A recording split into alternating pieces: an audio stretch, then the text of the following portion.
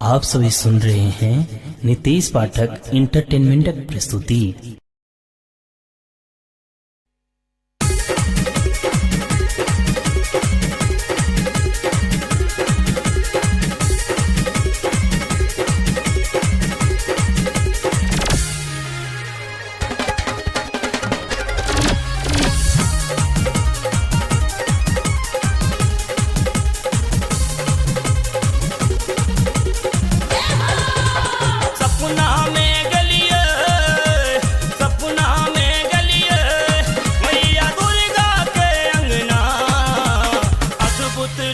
भवानी के दियन के महीना अद्भुत रूप भवानी के दिखलियन के महीना।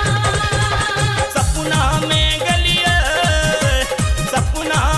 गलिए मैया दुर्गा के अंगना। अद्भुत रूप भवानी के दियन के महीना।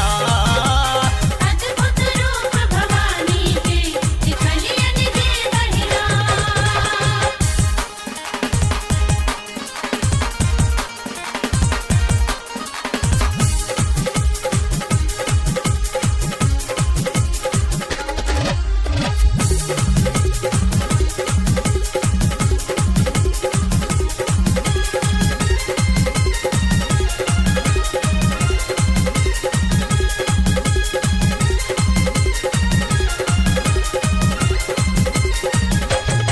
मैया देने सिंह सवार देखलो शक्ति के अवतार। दुष्ट के करई छै संहार सबके करई छै उद्धार।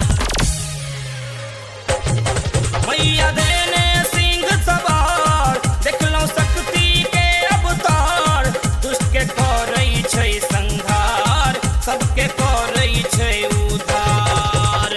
रुन झुन बाजे मैया के रुन झुन बाजे मैया के पायल आ कंगना।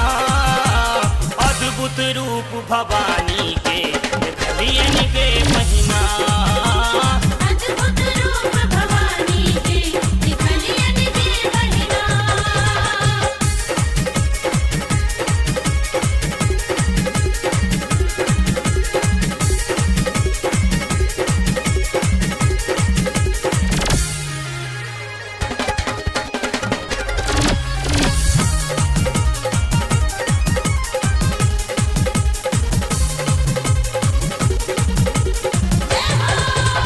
भक्त के वीर अपार सब द्वार परल माठार। हमहु करी जय जयकार करू हमरो माँ उद्धार।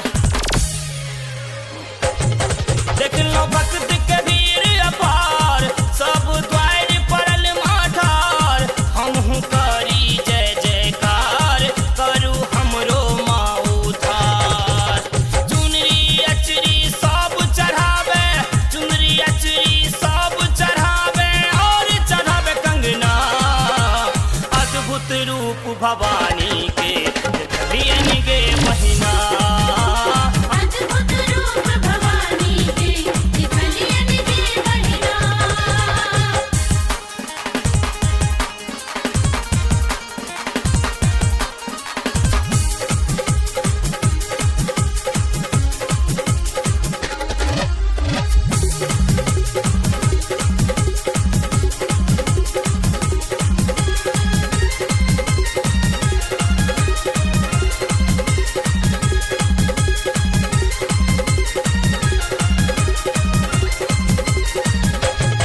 नित्य गाबै माँ भजन भक्ति शक्ति में मगन। बीकी द्वारी परल छौ माँ कहे हरबे दुख कखन। नित्य गाबै माँ भजन शक्ति भक्ति में मगन। बीकी द्वारी परल छौ माँ कहे हरबे दुख कखन। सिंह सवारी केने अभी है सिंह सवारी केने अभी है हमरो माँ अंगना।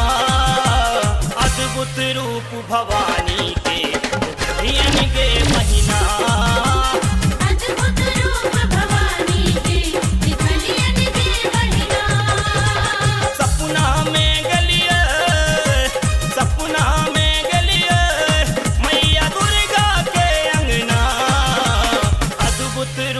भवानी